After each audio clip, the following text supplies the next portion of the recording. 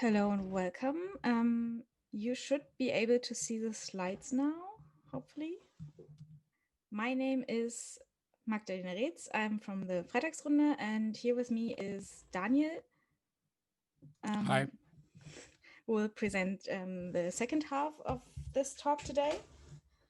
And there's also a bunch of other people from Freitagsrunde who are going to introduce themselves now shortly. Yeah, hi, good morning. My name is Diana. I'm studying also in the Faculty 4 and I'm a member of Freitagsrunde, and I'm here to post some links which you will see on the slides. You can also just open them from the chat and from the how-to from our metrics chat survey. You will get the information soon. Hi, I'm Larina. I'm studying computer science also at TU Berlin, and I'm also a member of Freitagsrunde. Hi, I'm Matthias. I'm studying computer engineering. I'm also a member of the Freitagsrunde and we'll be here to answer your question. Yeah, my name is Daniel Werke and I'm studying also at the TU Berlin since 2016. And yeah, I will hold the second part of the talk today. So let's do it. I'll keep my camera off during the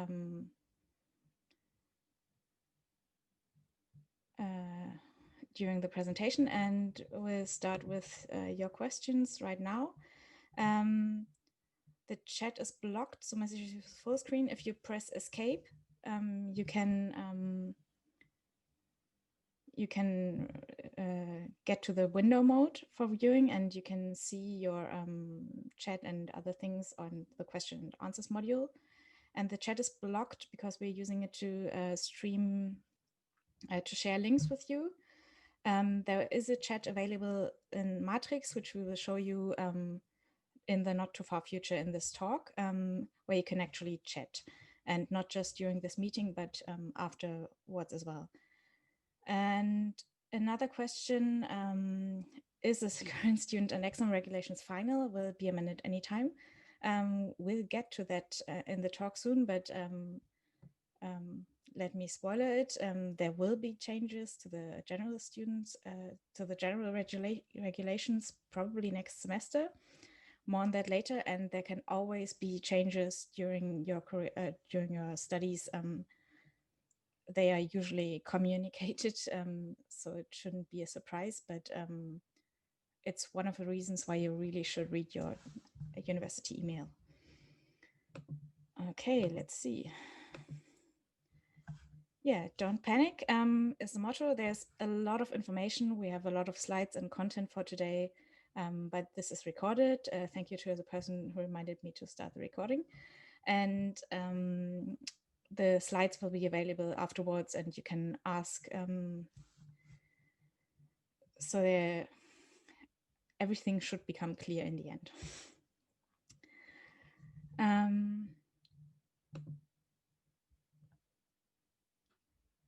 Let me start the presentation before we get to further questions, and maybe those that are not done,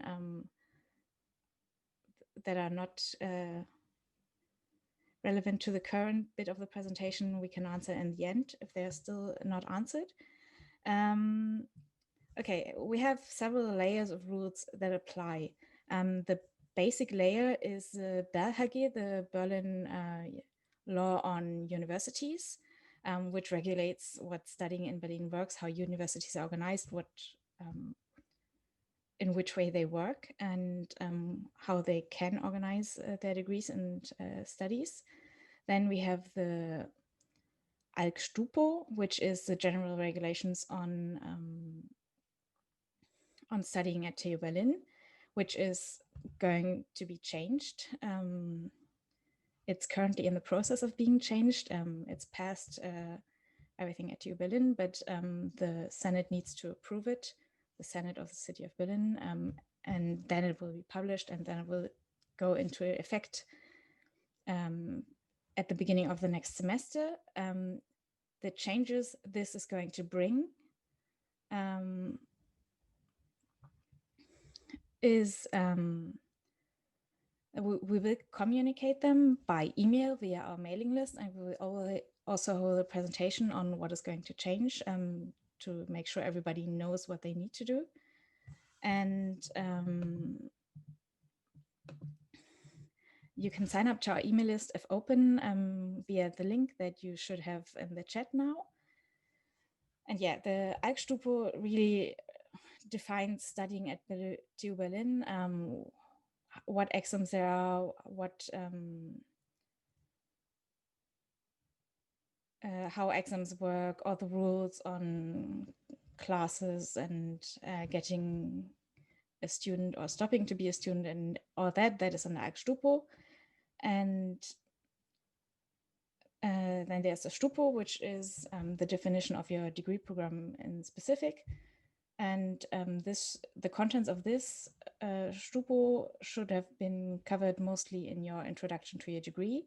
If your degree is automotive systems, that will be later. For everybody else, I think that already took place. And today our focus is on the general rules for the whole faculty. And if you look in the top right corner, there's a paragraph from the BelHG, and this is a paragraph that says that universities need to have general study regulations like the Eichstupo. And you'll find that on several slides where we are relating directly to content that is regulated in the Eichstupo. So if you want to look up the original text or the English translation, which is not legally binding, but should serve as an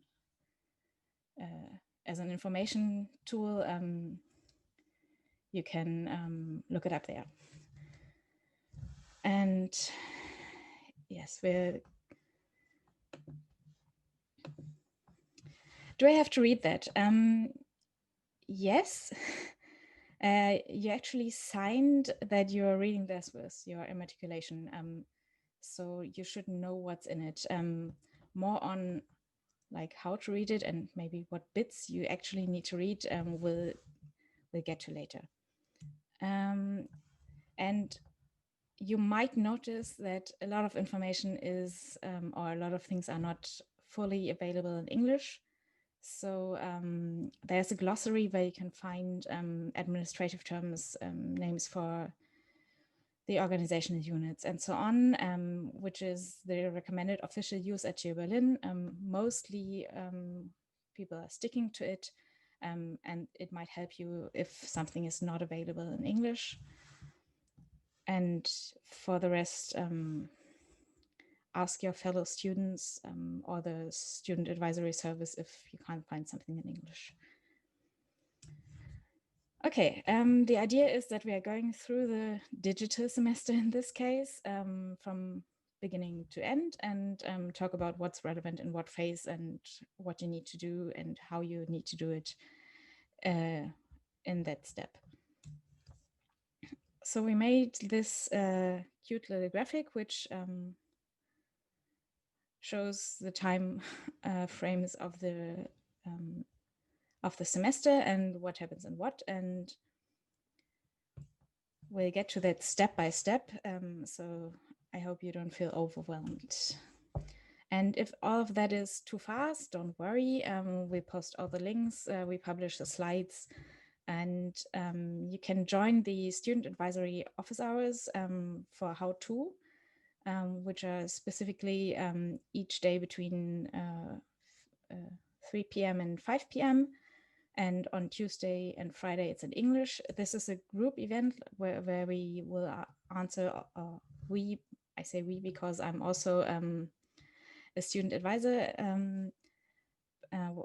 where we will answer questions for everybody at the same time, like we will do here. And we also have individual office hours where we answer private questions if you have something that is not a question like how does this work, how do I choose courses and so on, you can ask there. Okay, so we're talking about the start of the semester, about the preparation before the actual courses start. And as mentioned, please read your emails. You can avoid a lot of issues if you follow your emails, and you can put it in forwarding, but we would recommend that you don't. We have repeatedly had cases where important messages ended up in spam filters, or in some cases that email providers blocked our service because the automated systems like QISPOS, which has course data, send a lot of emails, and you don't want to miss these emails. So please read them directly. There's guides on how to get it onto all your devices. And of course, there's a web access. And there's also a guide on how to set filters. Sadly, it's only available in German. If you need help, ask us, ask the student advisory service how to set it up. Matrix. How do we use it? We'll do that actually hands-on. And what is Matrix? First questions, Matrix is a chat network, which is a bit of an oversimplification, but good enough. And the TU has set up its own server for all of our students. I'm going to show you how to use it in 1 second. First of all, an answer to the question, you will not get emails if you don't have email accounts yet. There's a website where all this information is usually available as well. We will get to the important websites during this talk, and you need to check on them manually, sadly, until you are enrolled.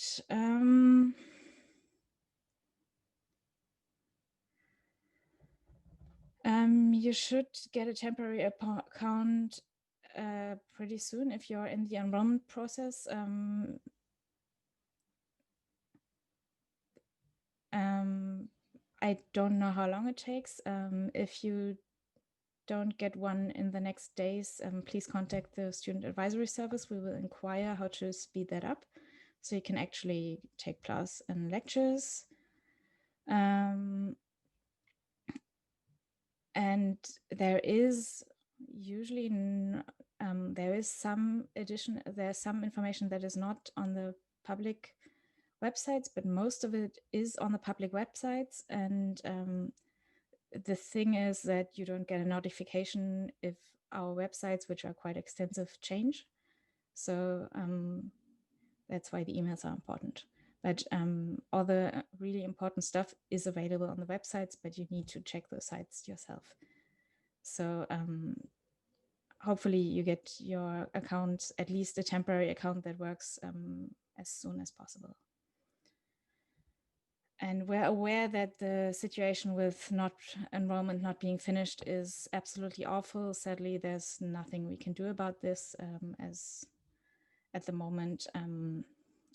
Everything did not go better this semester than other semesters, quite the contrary. There's a variety of reasons. We can talk about that at some other time. Okay, now for the presentation of Matrix, I'm going to change my screen and find my browser. Yeah, the address to join the chat is chat.tu-berlin.de, -tu-berlin.de. And then after you've logged in, it looks like this. And at first you can't really see a lot. What you need to do is click on this button. Maybe let's start with changing the language, which is done on this little drop down here. This is the name of the test account we are using for this presentation. What you need to do is go to settings, which is alle Einstellungen. Sorry. And then you scroll down to Sprache und Region and switch to English. And then hopefully it reloads. Yes, and now we're in English. And At the beginning, you don't have any people, you don't have any rooms. These are the people you already talked to. It's basically like a personal room with that person. And rooms are public or private with usually more than one person. To find rooms, you go to Explore Rooms. And you see a variety of rooms. For example, our room Freitagsrunde, which you can of course join. ECS Infos, a room for informations from the faculty, individual rooms for the degrees, one for the orientation week, and we also have one for this event, which is how to study. And yes, there's a mobile version and a desktop version of the interface, actually more than one. If you go to matrix.org, you can see all the available ones. The website and I'm personally using is element.io, which is available in other app stores and for download if you just Google it or use another search engine of your another search engine you trust. And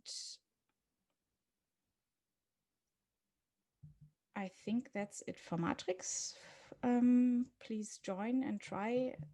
Please join everybody who already has at least a temporary account. For the rest of you, I'm really sorry.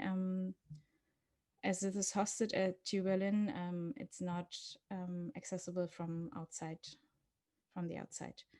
And yeah, there's a little guide on our website to help you set up your client and so on. So back to the presentation.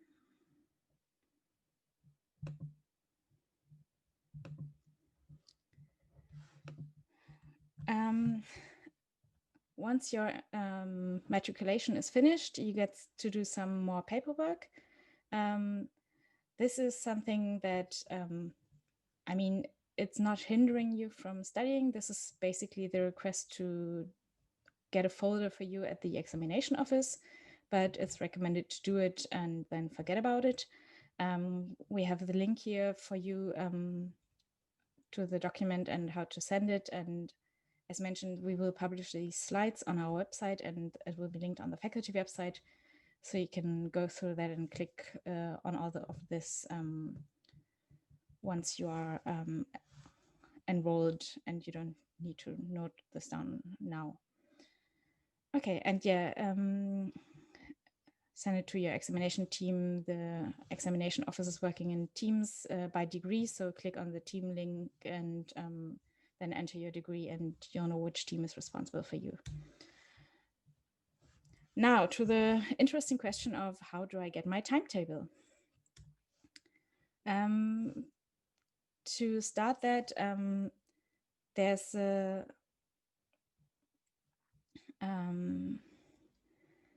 bit of vocabulary. We have different groups of modules in our degrees. There are compulsory modules, which is not as relevant in the master's degree, but some of our master's degrees have them. We have compulsory elective, which usually have a choice of several catalogs. How many there are depends on your degree, and what rules apply to those catalogs depends on your degree as well. And then there's electives, which means you can do anything you want that has credits. And that is not a requirement for actually joining this degree. Like you cannot do a class in English B2 because you already have to prove that you have English B2 to join all of these degrees except for automotive systems. And then in the study regulations, there's a few other rules like about your final thesis or how your final grade is going to be calculated. The most important information about that is that some courses do not enter in the calculation of the final grade, and the rules for that you can see in your Stupo. And there's a recommended progress of study. These are snippets from bachelor recommended courses of study, the master ones are usually a lot less detailed because they consist mostly of compulsory elective blocks. Can German language be opted as elective? That depends on your degree. If your degree is information systems management or computer science, it should be possible because it's not a requirement. But please check with your student advisory service on that, because I'm an electrical engineer and I'm not entirely sure on the rules for these masters. For individual classes, also please consult the student advisory service. That's going into too much detail for the main introduction. And to that question, you found a module and you can't find it in the directory. There might be two reasons. Either it's in the summer semester or it's not taking place this semester because of Corona. This is, or some other reasons. Please check the chair's website on if it's taking place or not. And another reason might be that it's not in the directory because they don't need to book rooms, so they might not have put it in there.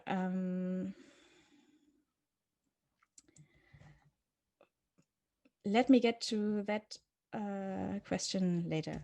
Okay, modules. Modules are like the cell to a human body. It's a core building block we have, and modules have a module description, which defines what is happening in that module, and we'll look at parts of that. To start off, you can find module descriptions in a MTS system on Moses, and you can select the language in Moses at the top of the page. So at least the interface is in English. For module description language, this is what the starting page looks like when you load it at night. In the day, you have another picture on the top here. So you can see these slides were made in the evening. And yeah, this is where you select the language. Can you see my mouse? Yeah, Maggie, we can see your mouse. Awesome, thank you. And yeah, there's a sign in which gives you access to more options, but the main planning ones are available here. So you can search for modules by the name of the module. If you have already had a look at your Stupo and have compulsory modules, you can just enter that here, or you can just enter words like machine learning here and see what pops up. Or you can enter your degree program and see all the modules that are attached to it in the different catalogs. If you do the search for degree program, please always choose the newest version of the Stupo, which is the correct one for you. This is a module description for a bachelor's course, but we're going to use it as a just to know what to look for, and you have all the core information on the top here. How many credits, who's responsible, links to the website, contact email. And then you have some description of the actual content of this module and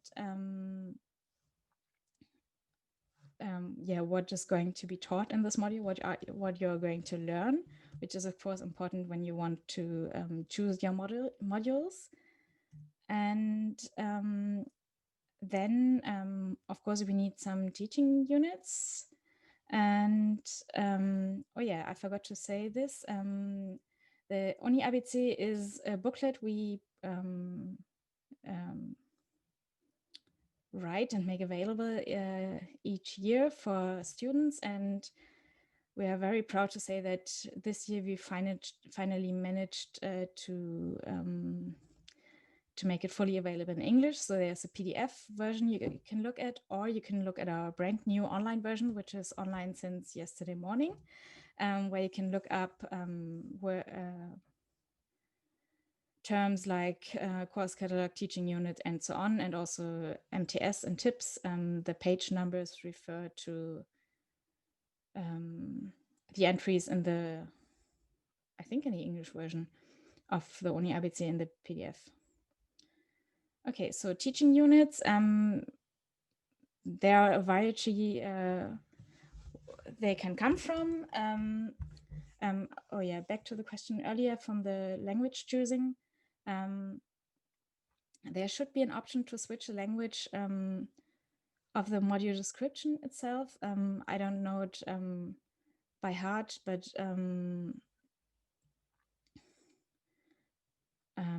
if you don't find it and setting the general language to English doesn't help, please join the student advisory office hours for how to find out how that works. Okay, back to course types. There are different ones like lecture, exercise, tutorial, lab, project, seminar, and integrated course. An integrated course is basically a mix and match from other course types according to need. And I mean, some of them are pretty self-explanatory, like lecture. But yeah, we've done some graphics to show you a bit the difference in them, and we're happy to debate them with you in our Master Stammtisch get together this evening at starting at 5 p.m. where you can chat with us and yeah, get to know each other and hang out. Access data for that is on the webpage, and we'll have a look at providing a separate access for those who are not yet enrolled and do not have temporary accounts, because you cannot join Matrix where it's mainly hosted. Okay, as master students, you will have some lectures which will have an exercise or a tutorial.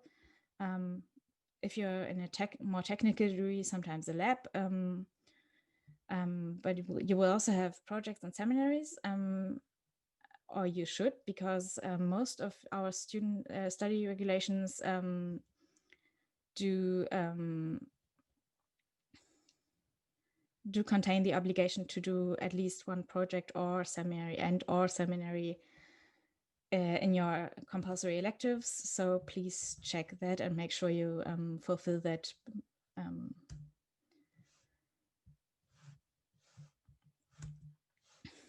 So back to the module description, where you can see the module components. You have a lecture and an exercise in this course, and they're obligatory, which is lacking translation. Wonderful. And then you have descriptions on the actual workload in the individual classes. So this means 4 hours per week means 2 lectures per week, 2 lecture blocks, and so on.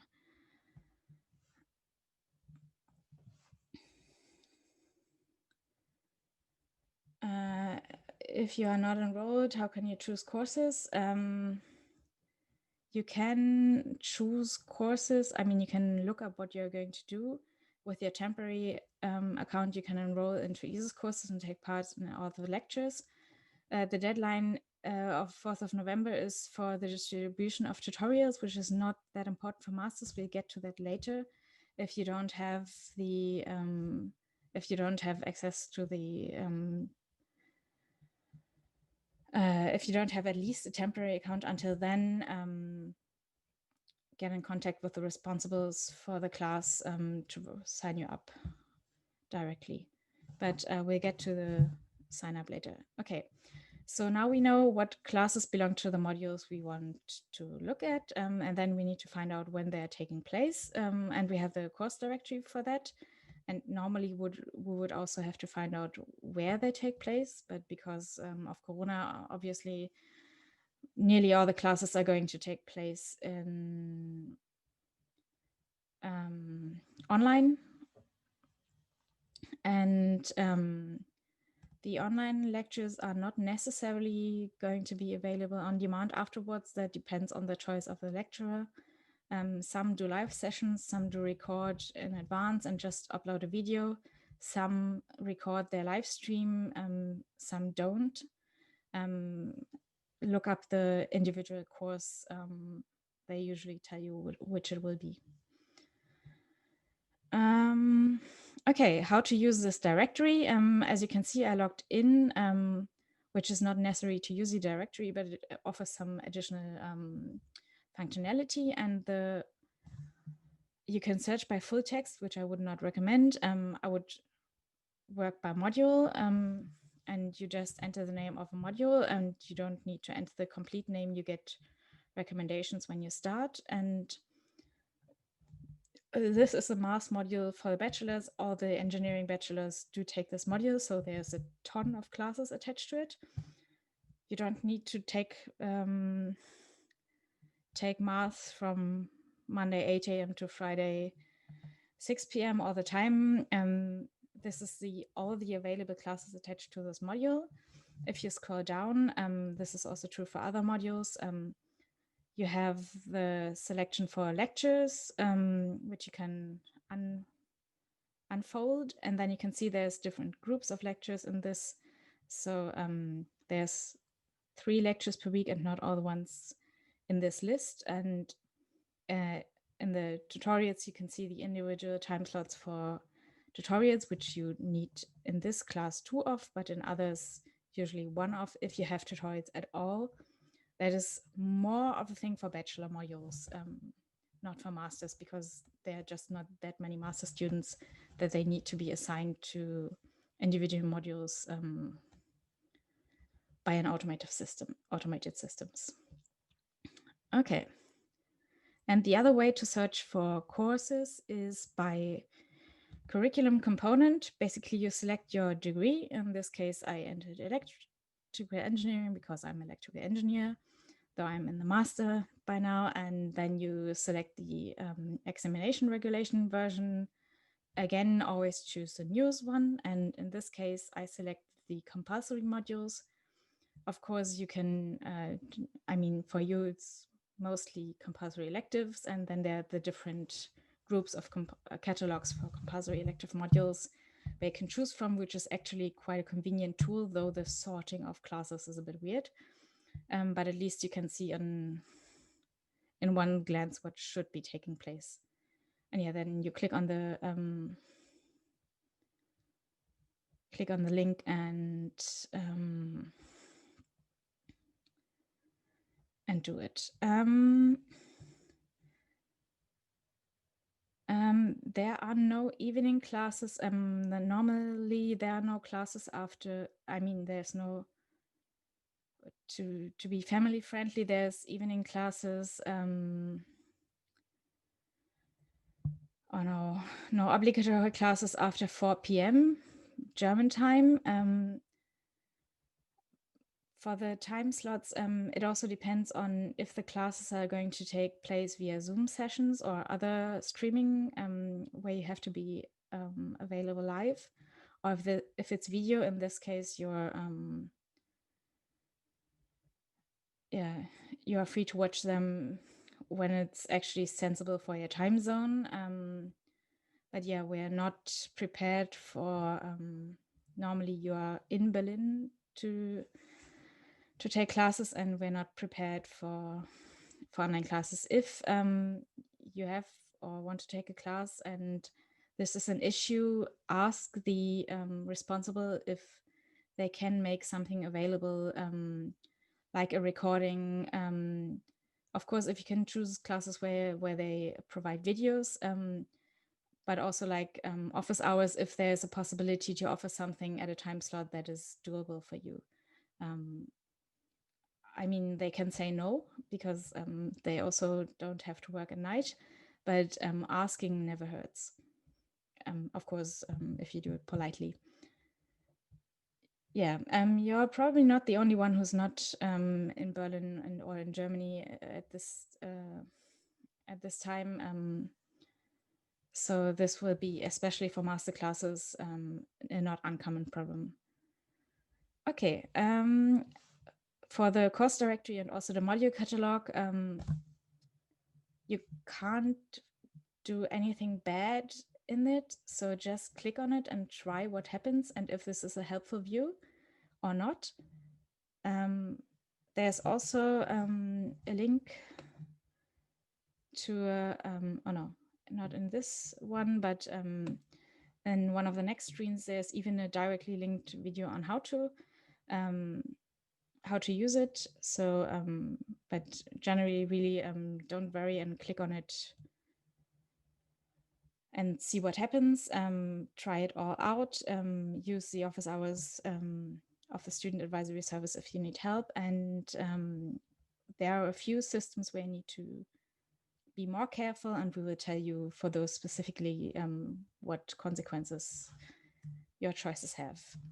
Okay, so as mentioned, we have teaching units and we have looked at what's available and so on. And now we're talking about tutorial registration, where you have the help video also. You enter the name of the module and then you get a selection of available time slots, and you can set your preferences, and those are depending on how big the module is. There might also be some evening classes, at least from 6 p.m. to 8 p.m. German time, but it depends on the size of the module. And enter all the classes you need to book this way, which you can find in the course descriptions usually, and on the ISIS page. And really tutorial selection is mostly relevant for bachelors. There are some master courses who use this system.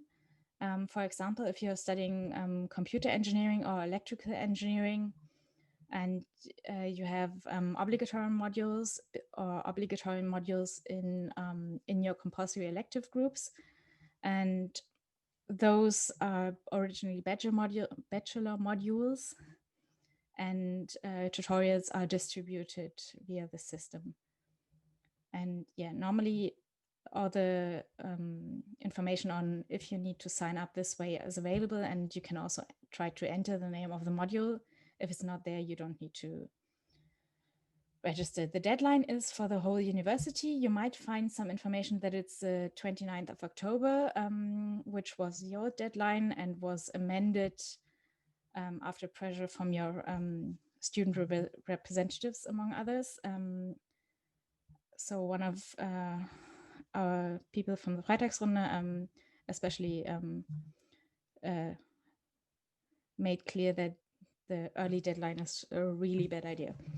So you have time until next Wednesday to at least get a temporary account.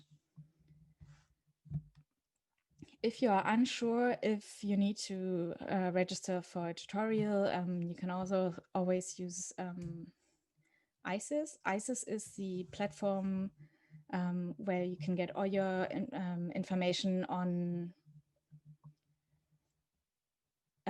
courses. I'm signed into a lot more courses than I need, and but normally you just sign up for the courses you need. You enter a search term here. The courses are not always named exactly like you would expect them, so check the module description for a link, check the courses directory for a link, and try to be creative, or search by organizational unit to find your courses and sign up for them. You need at least a temporary account for that. And then you're in the course, and there's usually an option to a forum to ask questions in, and normally all the all the relevant information on the course, like how to sign up, what's taking place in what way, and so on. And sometimes the reason you can't find your course is because it's not yet available. The teaching stuff sometimes only makes it available pretty last minute, because they are working on it and don't want you to see a messed up course, you can also always go to the chair's website and ask if you have any pressing questions or if you can't find the course at all. There's always the contact information. You should get an email from, for the temporary account, you should get an email from the administration service if you're past a certain point in your immatriculation on how to get it or yeah, that you get it.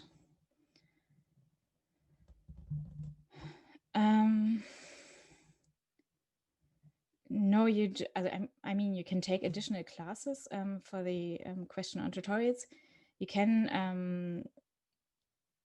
can take additional classes, but definitely don't sign up for a tutorial in Math for Engineers if you don't want to take an additional module, which you cannot use in your master's degree. And the tutorials are always part of a module. They are one of the teaching units that can be part of a module, and they always belong to a module. So you can take additional modules which are not part of your degree at all, but don't sign up thinking it's like a 2-hour class. They are part of a module with lectures and so on. I think I already said integrierte Veranstaltung, integrated event is a mix of all the, or of several other groups where there's not always a lecture, sometimes it's another form of class and so on. This is an integrierte Veranstaltung where the separation is not so strict. This is usually in more advanced classes, like the basic knowledge passing is done in lecture, and then you have an exercise or a tutorial to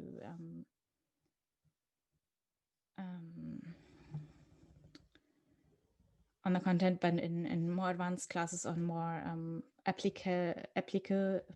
in classes with more application focus, you use integrated Veranstaltung. Details on what exactly is happening in those should be in the course description in ISIS or on the chair's website, if it's not already clear from the module description. Yeah, I should be reading the questions aloud. Sorry if I don't always. We will also get a log of the questions afterwards and see that we add like an FAQ on them. This session is recorded. To the question is if it's going to be recorded. It is recorded, it will be uploaded. It might take some time. It's very slow to download after the recording. So it might only be available tomorrow, and there will be a link or information on how to get it on the faculty website, and we will also put it up on our website, freitagsrunde.org. And yeah, have fun at work. Okay, back to ISIS. ISIS is basically where you get all your information on the current, on the courses, the slides, the access to the videos or to the Zoom meetings, and there's usually forums where you get, there's 2 groups of forums. There's Ankündigungsforum, where basically the teaching staff exclusively posts for information you need to have. This is their way of contacting everybody at once. And then there's forums where students can ask questions and talk among themselves. You get email notifications from the systems a lot. You can unsign from some forums for notifications, but you always risk losing information. So please check it regularly. I mean, like more than once a week directly, or keep an eye on your emails. And as I said, it's a good idea to set up filters and then just scan through them. Like if you have all the emails from ISIS from one course in one folder in your emails, you can quickly go through the topics and know if you need to actually read that or not, at least usually. or you can just log into ESIS and look at the forums directly. And yeah, never ever unsign from the Ankündigungsforum, from the forum where the teaching stuff posts, because this is information like we're moving the lecture to this other system and there's no access data, or the exam dates have been moved, and you don't want to miss that. Okay, and once we're set up for the lecture period, we can start with lectures. And basically, as soon as classes start, you can enroll for Portfolioprüfung. And we'll talk about those in a second. And then during the semester, you're going to have your Portfolioprüfung. But first, we're going to do a tiny Zoom tutorial. I think most of you are already having the hang of this, but just to make sure, you can raise your hand in nearly all the meetings. In webinars, you have this question and answer module, which I think is getting used already quite well. And you usually have a chat. In this case, it's deactivated and others not. And usually classes will not be in a webinar, but in a meeting. And it's a good idea to mute yourself and keep muted when you're not actively talking. And yeah, keep in mind there's a delay. I mean, probably most of you have already some experiences with video conferences at this point. But yeah, it's really annoying when you have background noises from somebody, and not just from one somebody, but from 10 somebodies adding up in the stream, and then you can't understand the professor talking. So yeah, mute yourself. And for video, some people, some teachers would like to see you, because it's really strange to sit here and not see the reaction of the people you're talking to. You can set up a profile picture in Zoom. The access should be linked in the chat as well. And you can also put up your video if you want. And it depends on the preference of the lecturer. Personally, I usually don't want videos on because my personal internet is pretty crappy. And I'd rather have the bandwidth for the slides and the talking, but your lecturer will tell you what is relevant. And I say, I personally, because I also work as a tutor at this faculty, which is also an option for you if you speak. Yeah, which is also an option for you. You can find more about that tomorrow, for example. And any reason in particular why classes are meetings instead of webinars? Yeah, licenses.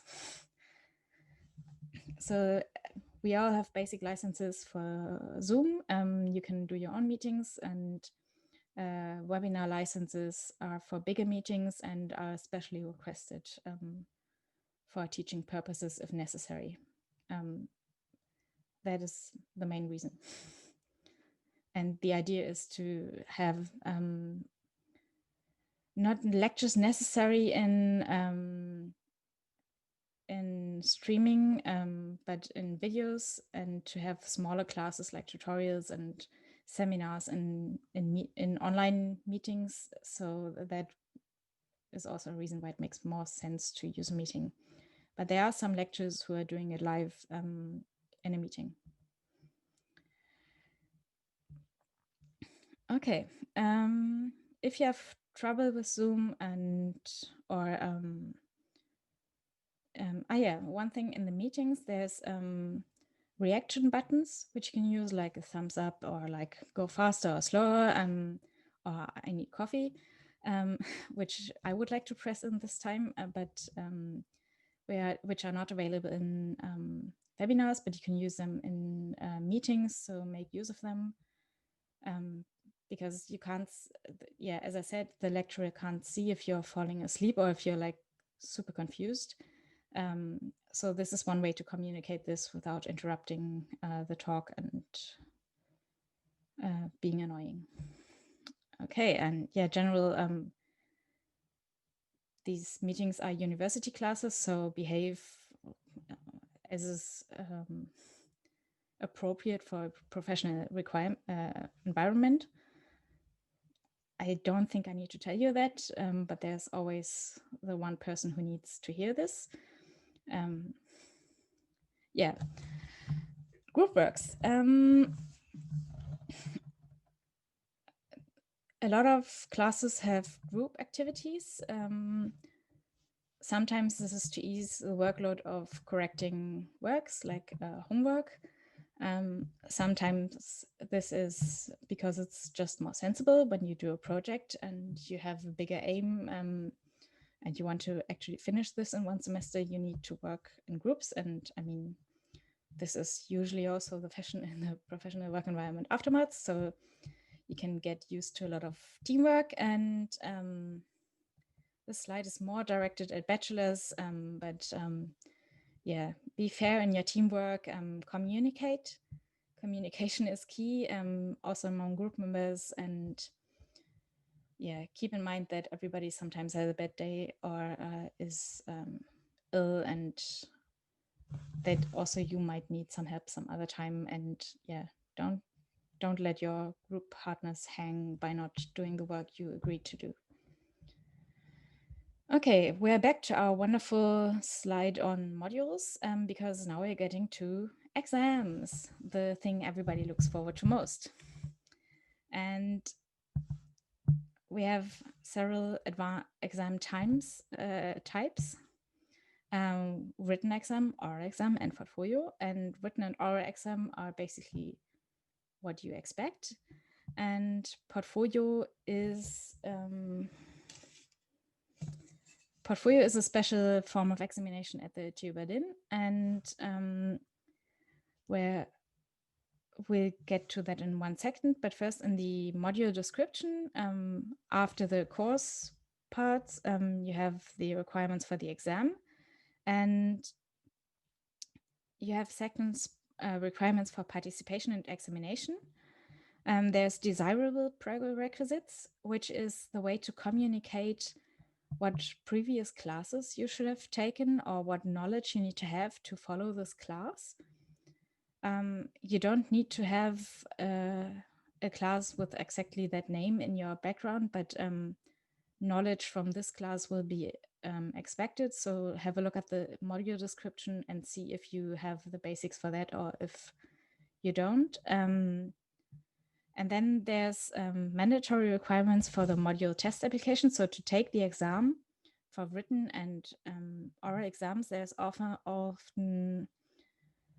prerequisites. And in this case, it's a Leistungsnachweisanalysis 1, which means you need to have the homework, you need to have passed the homework criterion for this class. It can be something else. It's it's different on each class. It's always going to be communicated at the beginning of the semester what the prerequisite is. So if you want to take an exam, make sure you meet the requirements. And this is for written and oral exams only. For presents, for semester, for exams, some of them are taking place in person, which would require that you are actually here. Some of them are online. Portfolio exams, it depends on what type of activity is required. Always, if there's a part of the exam which is done in person, always get into contact with your teaching staff to discuss alternatives for those of you who can't make it because you can't get to Berlin. Yeah, and the module description always has the exam information. So this is a written exam. The language of the exam is German, which is also the language of this course. And normally it also has the information on how long it is or like how many papers you need to hand in. And you have the information if it's graded or ungraded. Graded means you get a grade on a grade scale. Ungraded means you have pass or fail, and no difference between that. And yeah, some other information like registration procedures. This module description is incomplete because you need to sign up on Moses for this module, but normally it should say here if you need to sign up in any way. And yes, things like participant limitation, which exist for some seminars, for some projects. And yeah, a bit of additional information regarding literature is also part of the module description. Then the wonderful portfolio examinations. A portfolio examination is like an exam that is made up of several part exams, and they can have different types. So you can have a written test, you can have homework assignments, presentations, or oral tests, or several homework assignments, or like a documentation for a project and a presentation on progress and so on. And in every module description for Portfolioprüfung, it says what these parts are and basically, yeah, what this particular Portfolioprüfung is made of. And at least at Faculty 4, there are 100 points available in total on all the different examination parts, and your final grade is made on a grade scale from this from 100 points. And in the description should also be a grade scale, at least for modules from our faculty, which will be mostly modules which you are taking. And as these things can take part during the semester, and usually do, you need to register early in the semester. So normally the basic registration deadline is the 30th of November. It can be earlier or later depending on the specific module, because it depends on when the first part of the exam is going to take place. And we started the semester later this year, so it might be a bit later, but again, it depends on the module, so check there. And the tricky thing is that you can only deregister until the last day of registration. So basically, once you registered for a Portfolioprüfung and it started, you can't get out. And 30th is the question, 30th or 13th, so 30.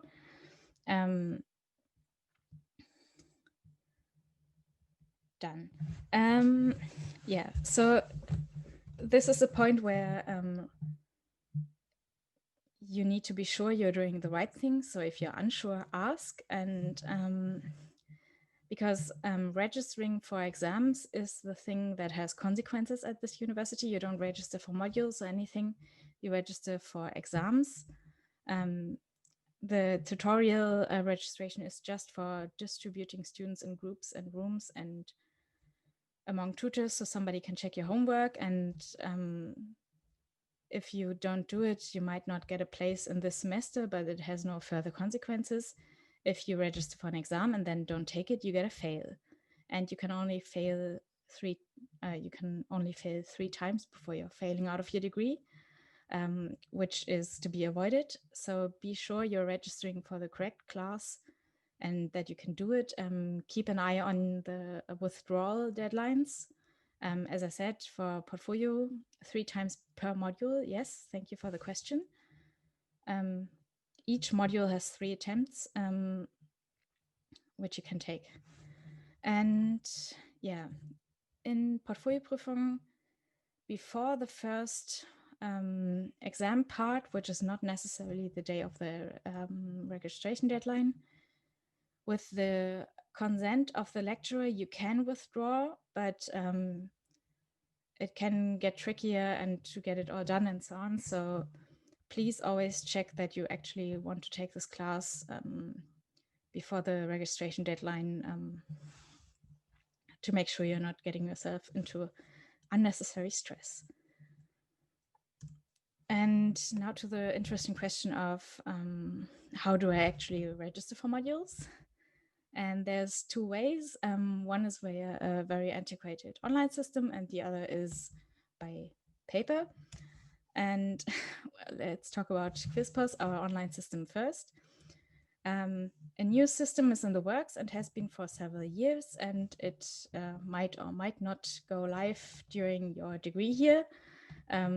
If it goes live, you will hear about it, and if you sign up for our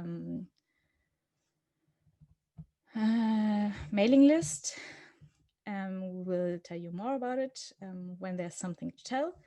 But basically, to register modules, you go into the TU portal and then click on exams, or in German it's Prüfungsanmeldung. I'm not entirely sure what it's called in English, but it should be pretty obvious. And then you get to this wonderful website. And then you have here the name of the degree, and then the groups of modules like compulsory modules, compulsory electives, which are called compulsory optional programs here. And then you have the different catalogs and more compulsory electives specific for this degree, and electives which you cannot register via the system, but which would be listed here. And when you register for compulsory elective modules, you have to choose which catalog you're registering in. So please make sure you do know your study regulations and choose sensibly to meet them in the end. It's a difficult task because a lot of modules are in several catalogs, but by registering them in that way, you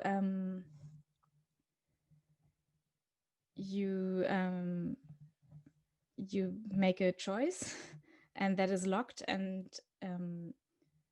if you find out later you need to change, you need to get in contact with the Prüfungsamt. To sum up, we don't have to register for lectures, only for tutorials. Well, it's not that much for masters, but we register for exams. Exactly.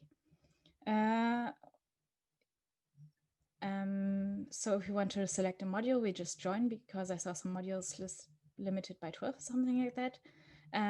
Normally, yes, you just join if there's a limited number of people who can join. It should also say how you register for it.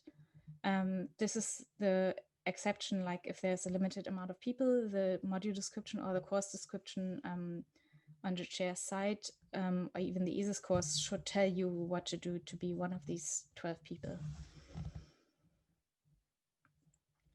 Okay, and another important thing to know about these this system QISPOS is that for modules you registered via QISPOS, you also unregister via this same system, and you can also see which exams you are currently registered for, and you can also get a list of all the classes you've already taken, and not all the classes, sorry, all the exams you've already taken and what grades you got in them. So this is where you get your, it's imaginatively called QISPOS Auszug, so print out from QISPOS, which you can use like if you want to apply for a job and want to show I'm doing my master's degree and I've already completed these classes, these were my grades.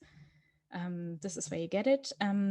But only between 8 a.m. and 10 p.m. Berlin time, because the system is so old that the database needs time to, database and other operations need time to do their thing in the night. Is there some kind of penalty for deregistration, or is it free of consequence? And the penalty is that you don't do the exam, so you don't make progress in your degree. But other than that, there's no consequence as long as you do it inside the time frame.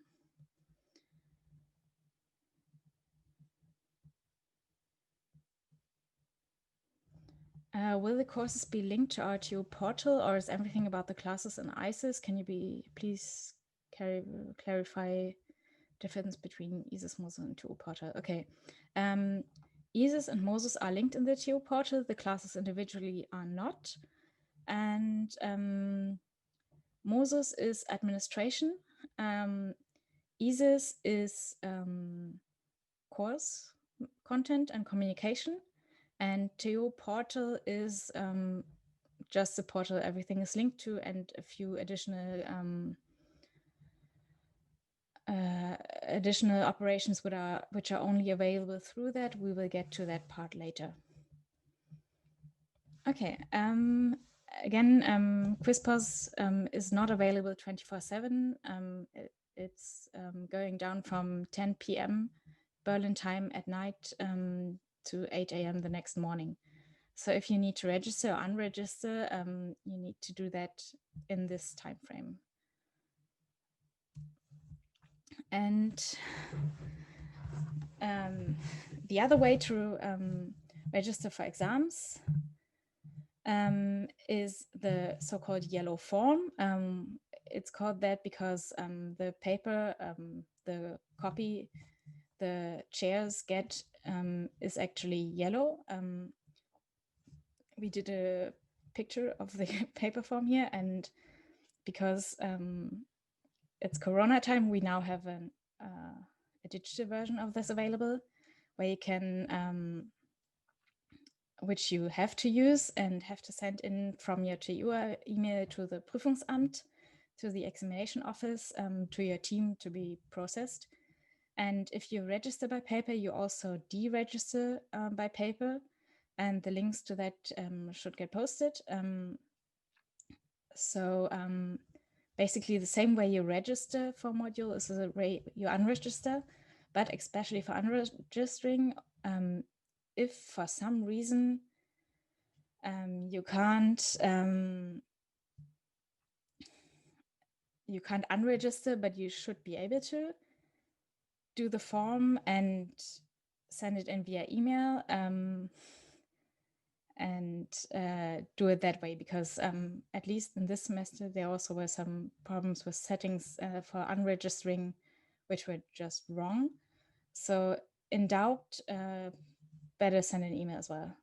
And I'm pretty sure it's 2020, but I'm not sure the whole university has heard. Anyway,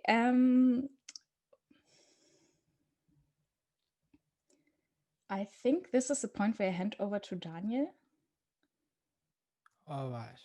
So you should see my screen now. And yeah, then let us continue with the next part. So as Magda already explained to you, you have to register for written exams. And there's also a time window to deregister from an exam. So you have to enroll for the exam, and then you can also deregister from the exam.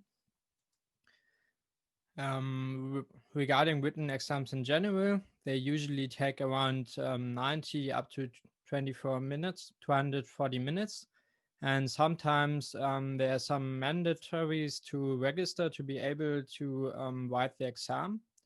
So for example, it could be that you have to reach half of the points of the of 10 exercise sheets during the lecture period. And when you did that, then you can register for the exam.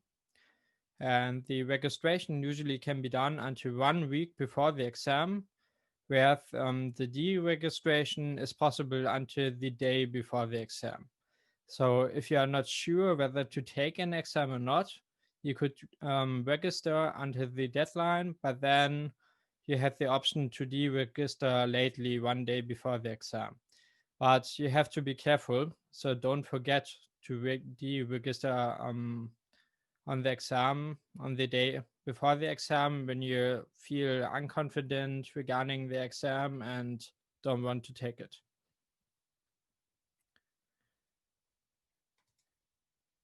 For preparation of the exams, we have a huge collection of old exams. you can find it on our website, freitagsrunde.org. So personally, I would say it is something like a best practice you should do in your exam preparation. So it's always helpful to do some old exams. And this collection was only possible because many students mailed us old exams. So we are really happy if you can help us to expand our collection and send all exams to this email address here. Nope, that's the email address. Oops. There's an email address. I think it will be in the chat. And yeah, but please send no duplicates. So before check if the exam is already in our collection. If not, you can send it to us. And for our examinations, it is also possible to collect some questions from your memory after the exam and write them down as something like a memory protocol. Sometimes there are also solutions included, but please note that they could contain mistakes. Yeah, if you feel sick, you can also deregister by a sick note of your local doctor. So to withdraw from the examination by a sick note, this is possible until 5 days after the exam date, and you have to send it to the examination office, currently by mail. Usually you can also put it into their mail box. And maybe there are also some other reasons why you cannot participate. Such reason could be, for example, a court appointment, birth with your partner-in-law, a marriage or something else, or a death in your very close family. And then you have to resolve this reason personally with the examination office. But be careful, there are just really, really special reasons to do so. Yeah, when you deregister for a part of a portfolio examination, your examination is usually paused until the next exam date.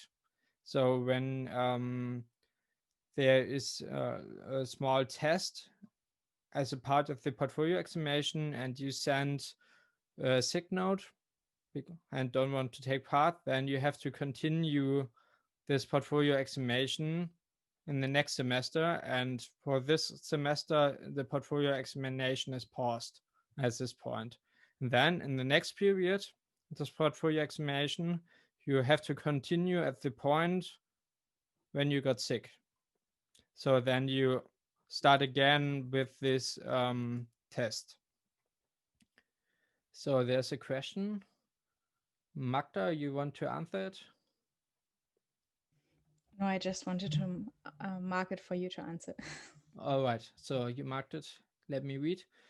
Is the deregistration still possible 1 working day before the exam or 1 calendar day before the exam? So I would say it's 1 calendar day, and you have to somehow find a way to send your withdrawal from the examination to the examination office. So currently this can be done by email, and usually you can put it into their mailbox. After the exam, there will be an exam inspection. So yeah, there you can look through the exam again and check whether the correction was correct. So maybe you can learn something from what you made wrong and avoid all mistakes in future. But also it could be that there are some issues, and then you can start a reconsideration procedure where you can declare why you think that there's a mistake in the correction. And the examiners have to then have the chance to correct it before you go to court against the exam result or something else. And yeah, we strongly recommend to go there. So personally, this often increased my grade. And you could also give a permission to your friends. So when you don't have time for any reason, and you can write a small permission. I think you also need a picture of your student ID card. And with this, your friend can take a look into your exam for you and tell you what you did wrong. So you should at least do this when some of your friends go there. Then always give them permission that they can check everything for you, because when they correct around 200 exams, and it's normal that there could be some issues with the correction. Yeah, then here we have a table with the grading key. So I guess this is quite straightforward. So from 1.0 to 1.3, it's very good. So outstanding performance, and so on and so on.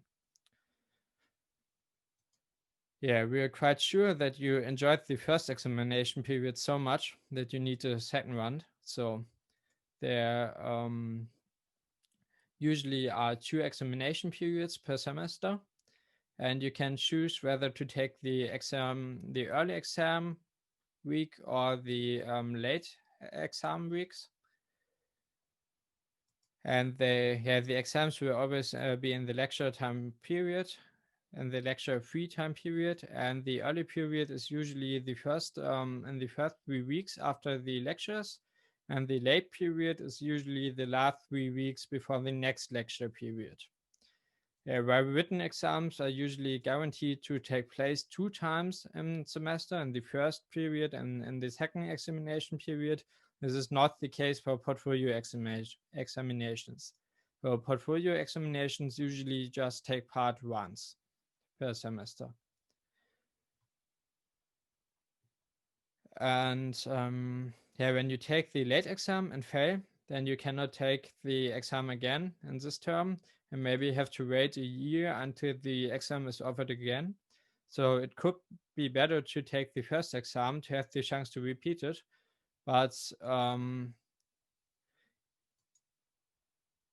this is some kind of a drawback.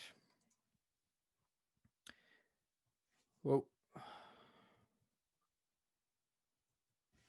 This is some kind of a drawback. Just 1 minute, please. Maybe Magda can answer the question in the meantime.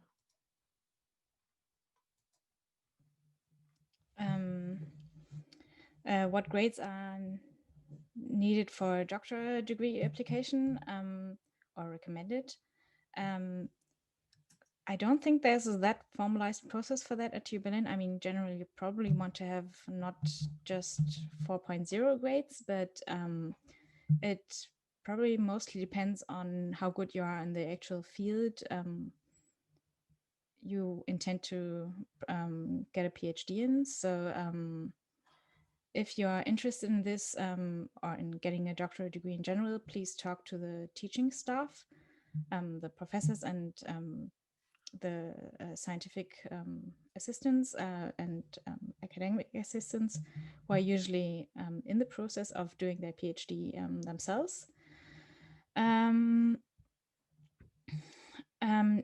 Can grades be improved by retaking the exam? No, there's no option to retake an exam if you've already taken it.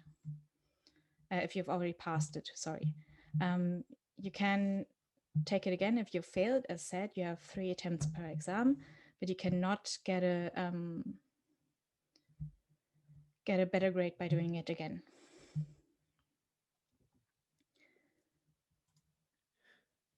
Yeah, I would continue now. Okay. So there's another question. Is it possible to accidentally choose 2 exams at the same date?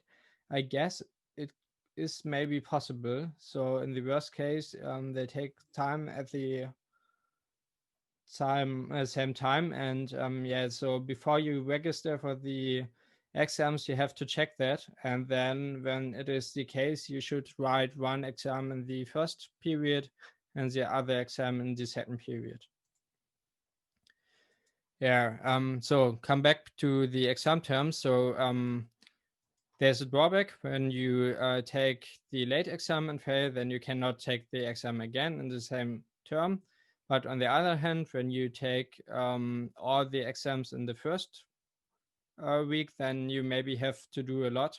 So in summary, it has this drawback between splitting the exam stress between 2 periods and the chance of repeating an exam in the same semester.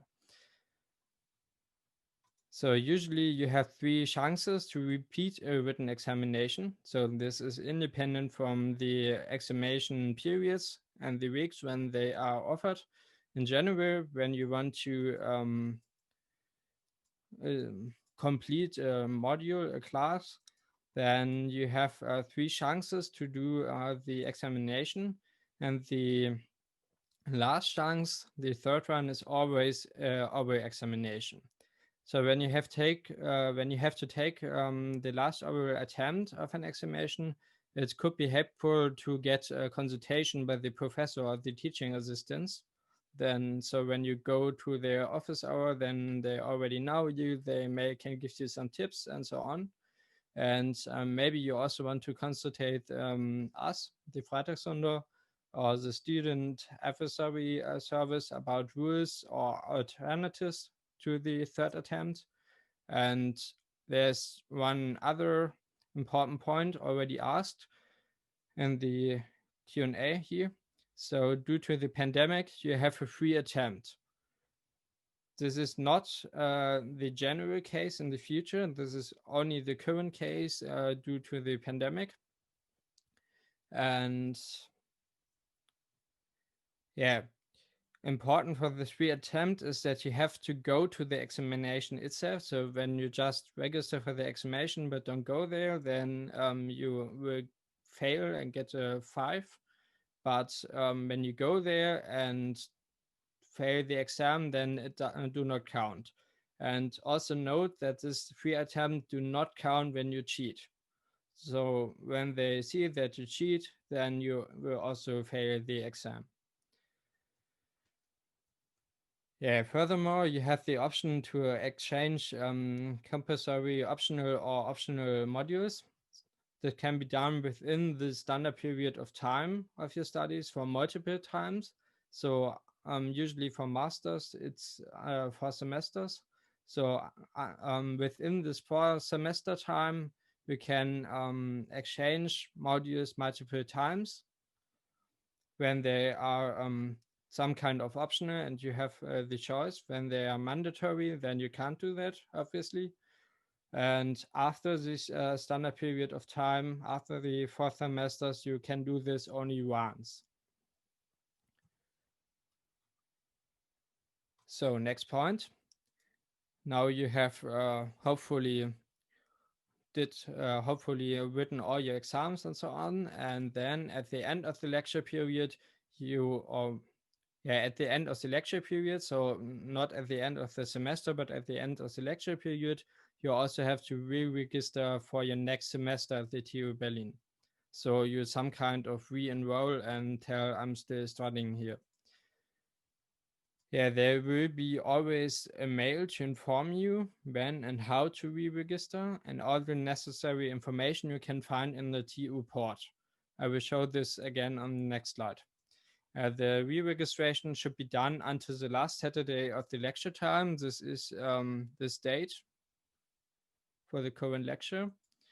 And note that this is the deadline for the money to be received by the university. So when you send the money to the university at this date, it's probably too late. The money have to be received on this date by the university. And if you miss the deadline, then you have to pay a penalty fee. And then you have to make sure that the money is received with the fee until the last day of the semester. This would be this date. So otherwise you will be exmatriculated from the university. The re-registration also have to be done in each semester. So this is probably in this semester you have to do it for the first time, but then also again in your next semesters.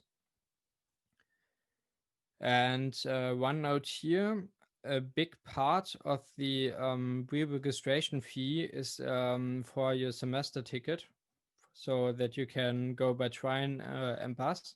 And it's possible to apply for exception from the semester ticket fee at the semester tickets office. So I think there will be a link again in the chat. I'm not sure. Yeah, there it is. All right. So as I told you, here's the TU portal. Here you can download the certificate for registration so that you're enrolled at the university under Bescheide and Bescheinigung. Unfortunately, I guess this is again only in German available. To the best No, you of can my... change the language settings. All right. You So click on the then probably little also icon on top here. Also the menu points will change. Yeah, you have to click on this button and then the language change. Yeah, you can also open renewal tickets under Antrag stellen. So where it is here. I guess you can open a ticket for a holiday semester and so on. Yeah. And also you can see the current state of your re-registration under Immatrikulation und Rückmeldung. Yeah, and then we hope you enjoyed, and the voicing will start again. So now we will move on to the next part of our presentation, IT services and software. So especially in the current pandemic, it's great to have some collaborative tools where you can work together. So there's a cloud service called TUB Cloud, where you have 20 gigabytes of free storage. And maybe you would prefer that for all your study material against some proprietary service from Google or Microsoft. And also integrated into the TUB Cloud is OnlyOffice. Yeah, you can work together on Office documents. Yeah, then there's also GitLab. Here I'm quite sure that the most of you know what GitLab is as computer scientists and or very close to computer scientists. And last but not least, there are many public services more, like Overleaf. So this is not hosted by the university. And with Overleaf, you can work together on latest documents. So I have to check the Q&A again.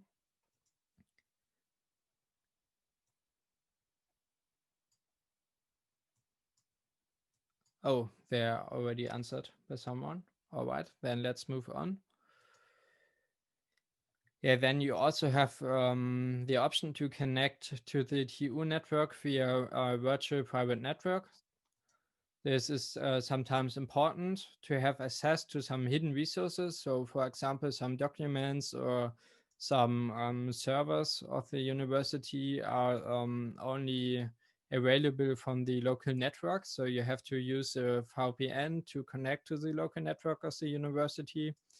And yeah, there are again a bunch of links in the chat regarding this. And also you can connect via SSH to these servers at the TU Berlin. So you can directly work on Linux machines and have some small computational resources. And as far as I know, it's also possible to connect via remote desktop to some university servers. Then there's also a bunch of software licenses from example, Microsoft Office, MATLAB, and many more. And again, there should be some links in the chat just now. And also in our eWeek booklet, there is a description and a list of some different kind of software licenses.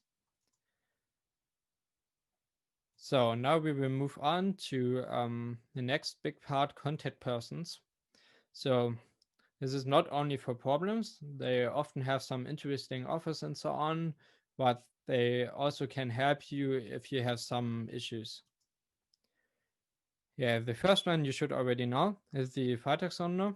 So we somehow, and we have our website, freitagsrunde.org. There you can find many informations in the wiki.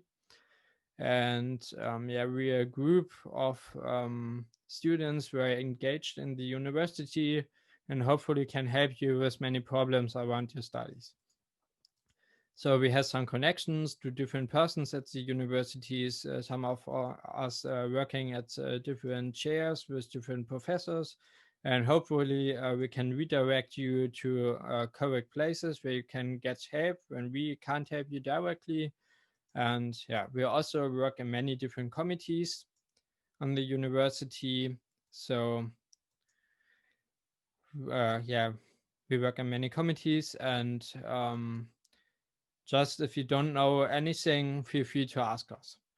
And one important point is that we are also happy about feedback.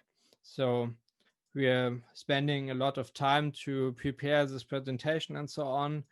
And yeah, it would be great if you can give us some feedback how you like the introduction every week and our presentation and so on.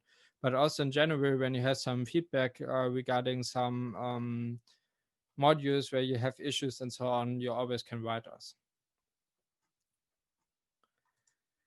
Yeah, then there are also many contact persons at our faculty. So we have the student advisory service, where Magda is a part of. Then we have a group of mentoring people where Luis is a part of. Luis started this presentation today, so maybe you remember him. And we also have the women's representative. I'm sorry. Who is actually Diana, who is writing into the chat currently. So she is also here in the meeting. Then we have the I hate this word. The representative for the study abroad. Yeah, note here that you always have to apply very early when you want to take a semester abroad.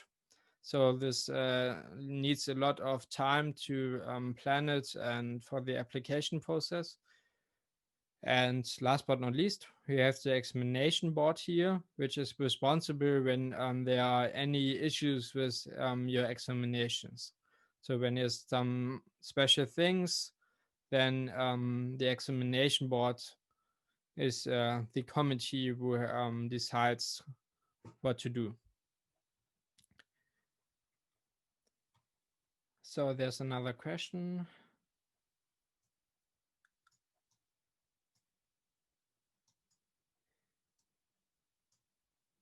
So Magda already marked it for me.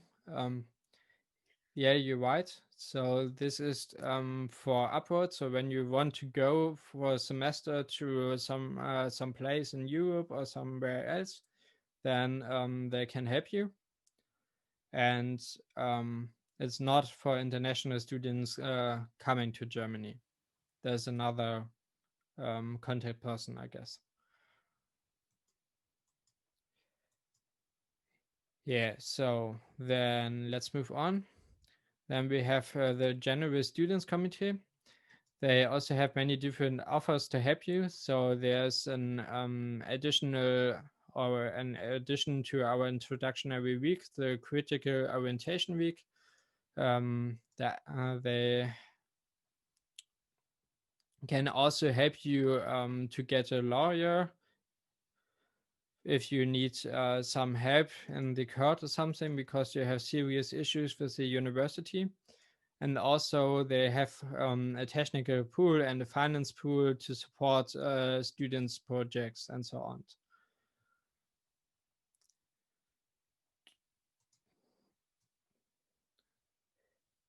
There's a more general question regarding the students, how your studies are built up.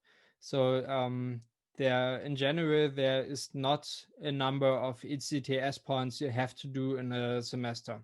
You can also take one semester where you do just nothing, but it's also possible to do 60 ETCS in just one semester. So until you re-register every semester, you don't run into any issues. So maybe Magda can answer to the other question now.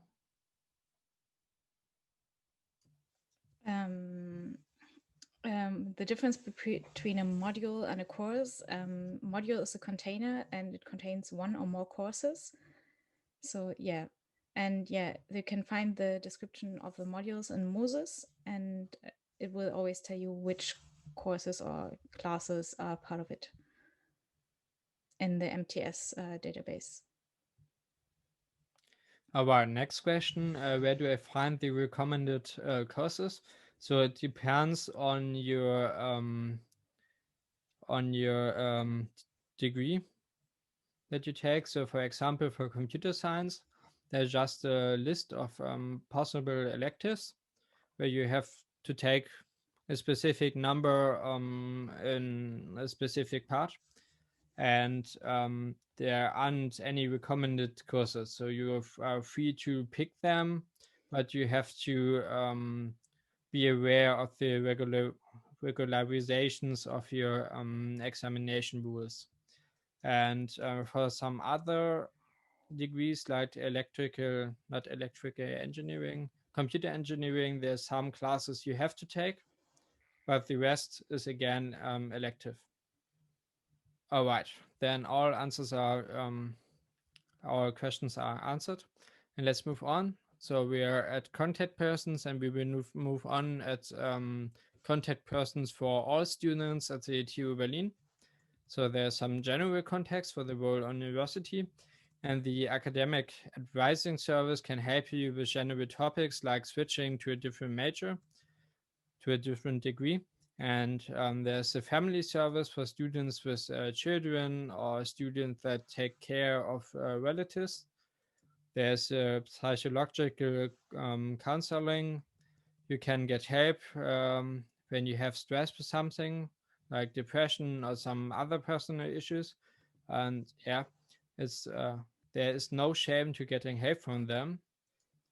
Also, you can go there when you have too much stress with your studies and the examinations and so on. So they really want to help you if you have some issues. So don't shame to go there. And then there's also an office which can help you if working in Europe or somewhere on the world.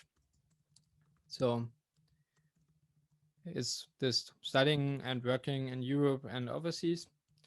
And they could help you, for example, with the permits of residence. And then there's an office everyone will get in contact with. This is the examination office. So maybe a note here, we already also introduced the examination board before at the faculty. And the examination board is more for specific things like credit transfer or compensation of disadvantages, while the examination office is for general things like exam registration. So when in doubt, just hand in your forms at the examination office. They can forward them to the examination board if needed. And then last but not least, we have the second, which is responsible for all the IT stuff at our university. So when you have issues to connect to the WLAN on the campus, then they're responsible for you. Yeah, then there's also our library where you can get a bunch of literature. So furthermore, you can get access to online books, databases, and so on and so on. And they also offer consultations and seminars, how you can find literature and so on. You may need for your thesis or something else. And yeah, you also can go there and find a desk to work and many other offers to you. So then we have the Studierendenwerk. They also have counseling offers like psychological counseling, counseling on finances, counseling on academic writing, and so on. So there are again many offers to help you. And also they have culture offers. So they do they maintain a lot of our canteens on the campus. They have a food truck, and there are also some student flats. So now after the contact persons, we have tips and tricks for you. So more general points regarding your studies. So usually the most teaching activities at the university starts a quarter past. So this is the so-called academic quarter. You may already know it from your bachelor's. Yeah, but you have to pay attention. So for example, examinations usually start on time. So when there is a lecture given from 2 p.m. to 4 p.m., then it's usually from a quarter past 2 to a quarter before 4. And but when you take an exam, then it starts on point 2 p.m. Yeah. Then the next one. So I'm quite sure that you also already should know this from your bachelor's. You need some cool mates to really enjoy your studies. So you need someone to do homework together and so on. So get in contact with your fellow students, meet them, and find some groups to do homework together and so on. Yeah, then we want also to encourage you to always ask questions every time you have one. So often your fellow students help each other and also can help you. Also, you should help your fellow students when you when you already know something. And on the most ISIS pages, there is also a forum where you can ask general questions regarding the organization of the class or regarding the content of the class. For confidential topics, you should write the teaching assistants or the professor's office. So usually you should not write the professors themselves. And yeah, when you write them, please always use a meaningful subject line in your mails. And yeah, when there's something really, really urgent, which should be answered at the same day or so, then you can put urgent in the title, but please don't do so when it's not really, really urgent and you have a week until this should be answered or something else. So this should be really an exception. And in general, you should always be as polite as possible. So you're always writing another person, and when you are friendly, they are almost always also friendly and encouraged to help you. So we made some bad experiences where some people wrote some very angry mails, and then usually the other person is not really motivated to help you. So when you're friendly, then they will always help you and be happy. Okay, there's someone asking or looking to friends. So maybe we can find some friends for alt. Yeah, so in the current situation, it's somehow difficult. Usually you should be able to meet at the Freitagsrunde in the university. This is unfortunately not possible currently. Yeah, also the most professors and teaching assistants have office hours. So there you can directly speak to them and ask your questions. And you shall, we recommend you to make use of them if you have any issues. So just go there and ask your questions. And for the professor's office hours, you usually have to make an appointment before. So then you write a mail to the professor's office, and then they know that you will come at the office hour and welcome you. Another point, which is really, really important, is that you have to be self-aware. So you have to organize yourself, and you should get rid of unnecessary stress. So deregister from examinations early if you are uncertain. Yeah, unfortunately, this is sometimes not possible for portfolio examinations, as Magda already taught. Yeah. Also, you should replace modules when you notice that you don't like them or your professor. So when you're not feel comfortable in a lecture or something else, then consider to replace this lecture on this module. And yeah, so in summary, you should always ask yourself if you really want to do this course. And yeah, one point that is quite obvious but really important also is that we want to encourage you to find a balance. So don't always be in Berlin at the campus and study. You should also do some sports and so on. There will be something in the next tomorrow in Studieren noch mehr, I guess that we will also tell you that there are some sports offers and so on. Yeah, they're really great to find a balance with your studies. Yeah, if you have some disadvantages, you can get a compensation for them. So possible examples could be that you have children, or you have to take care of your family members and so on, or you have some chronic illnesses, then you can get a compensation for this. And then you, for example, get more time for the exams and so on. So there's another question. We will upload this, and Magda, do you know where exactly we will upload this? No, but we will definitely link it on our website, and it will probably be linked in the faculty website with the program as well. Yeah, Matthias already answered that we will post the link in the matrix room. So now is the somehow special point. We are all master students, so well, should I say something to this? I think it's quite obvious. You should not cheat, and it will immediately lead to a termination of the enrollment, and it often is noticed. So just don't do it. And to fit, we are at the end now, hopefully. So just a few minutes left.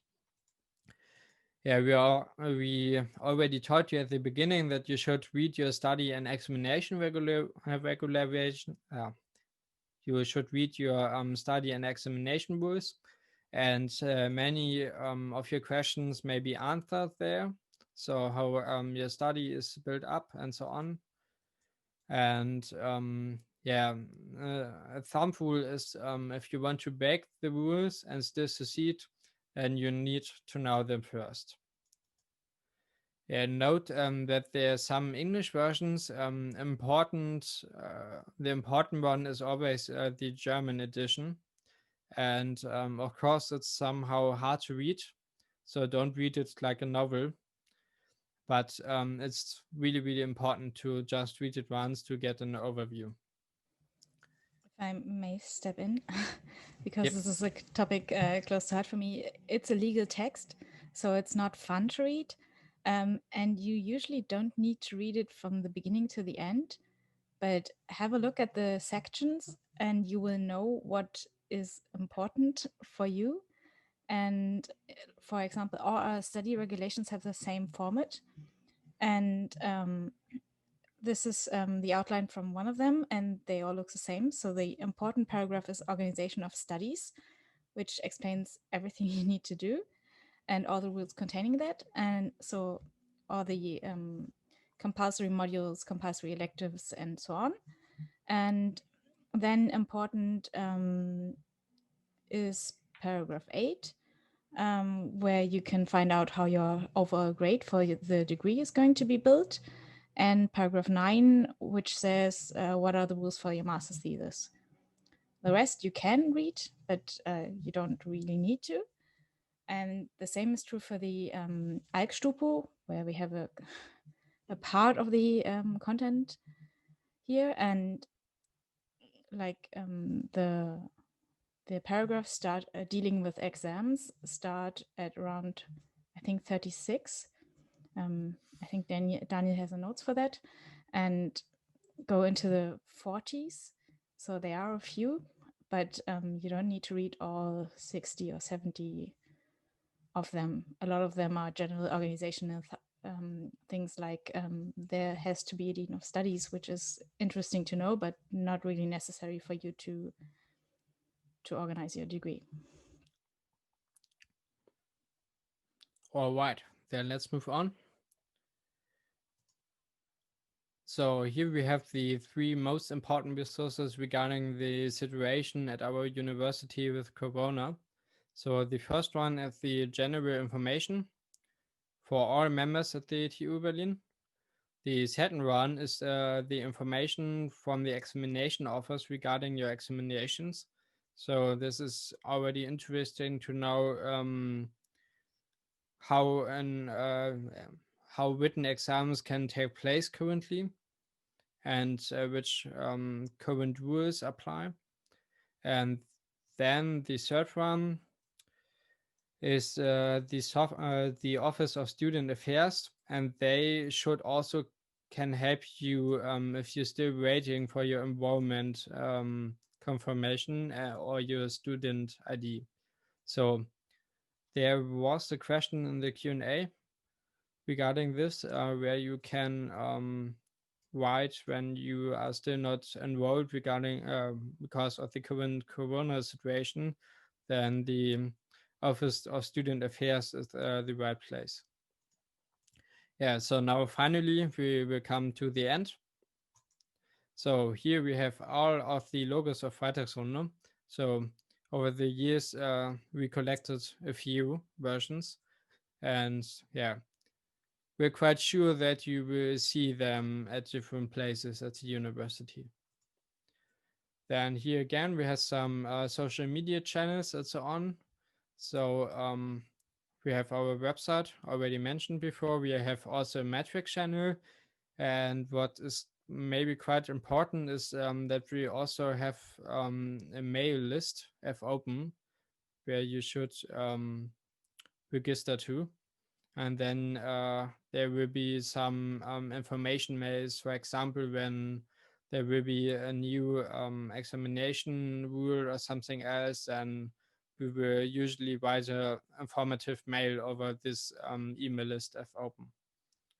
Yeah, then also we have some social media channels, as mentioned. So we have a Twitter channel and an Instagram channel. I guess Instagram is quite new, and we are also on Facebook. Yes, then there will be an introductory week booklet uploaded. So I guess there also will be an English version, and this also will be linked in the Matrix channel then, or already linked here in the chat. Yep. It's already online as well as a booklet and PDF form. Yep, I just opened it here. So here's the German version and the English version, and here you have many information bundled. We also taught you in this talk. Yeah, then whoops, we have here the week plan, how it will move on. Magda, do you want to tell something more about this, or? Sure, happily. Please note that this plan starts on Tuesday because Monday is already over. If you're not in the Master Automotive Systems, your introduction into your degree already took place. If you missed it, please check the faculty websites for material on it and contact the Student Advisory Service for information. Today and on Friday, the Student Advisory Service has how-to office hours where you can ask all the questions on, okay, where again do I click in this portal? It's not doing what I wanted to do. And like, how does it work with exams and all these things, everything we talked about today. Tuesday and Friday are in English for the Student Advisory Service. The get-together, the Master Stammtisch today is in German and English. It's not a moderated event. It's more like we get together in some channel and split up in groups for different discussions. It's also a good place to find friends, as you mentioned this. We are starting at 5 p.m. If you want to join later, you're well welcome to. I expect we'll be there for a while. Tomorrow morning is a brunch, Studieren ist mehr, Studying is more, where we talk about a bit more about our work, about politics, but mostly about all the things you can do at university apart from studying. This is an event that is only in German. We will make an English version available at a later point, but we can't manage it this week. Again, in the evening, there's a get-together, this time not limited to master students. Come hang out with us if you want, meet your fellow students, chat to us. The Friday event for female students, Diana, is probably in German as well. You mean the one on Thursday, the intranet? Yeah. Yeah, it's mostly in German, but we will have like this small room sessions where I hope that we can divide it like in masters and bachelors, and the masters can also speak English, and I also can give some explanations in English. The access links for everything are on the faculty website, where you found the link to this as well. And yes, of course, I meant Thursday. And yeah, Friday, our meeting, Freitagsrunde für alle, is also in German. Our meetings generally are in German. Though most of us do speak or at least write English, if you want to chat and hang out with us outside of the meeting, we're always happy to switch to English, but the meeting, yeah, as we're dealing with a lot of material in German, would be too tedious to do in English on the fly. But if you want to get involved, we can see what is possible, because we're all volunteers for at the Freitagsrunde, and helping hands are always welcome. And the digital game night on Saturday is available in both languages if you're interested. As I said, access links for everything are available on the faculty website where the program is. If something is missing, please write an email to info@freitagsrunde.org, and we'll check that it's added. And yeah, we'll also make sure you can find the materials recording on our website or on the faculty website, probably both. Okay. All right. Yeah, you're welcome. Then there's another question just came in. Yes, if there are any changes, it will be in the matrix room. It will also be added to the faculty's website as soon as possible. We can't edit that ourselves, but we can contact the persons who can do that, and will of course do it if there are any changes. Yeah, so I guess this was also quite good conclusion. So again, we want to welcome you at our faculty and enjoy your time. And yeah, we're looking forward to help you if you need any help, and to see you in the next days. To meet you and learn about what brought you to us. And I would also like to say thank you for your patience. We've run a bit over time. Again, thank you all for coming, and thank you for staying. I hope this was helpful to you. Yeah, thank you for coming, and have fun. Bye.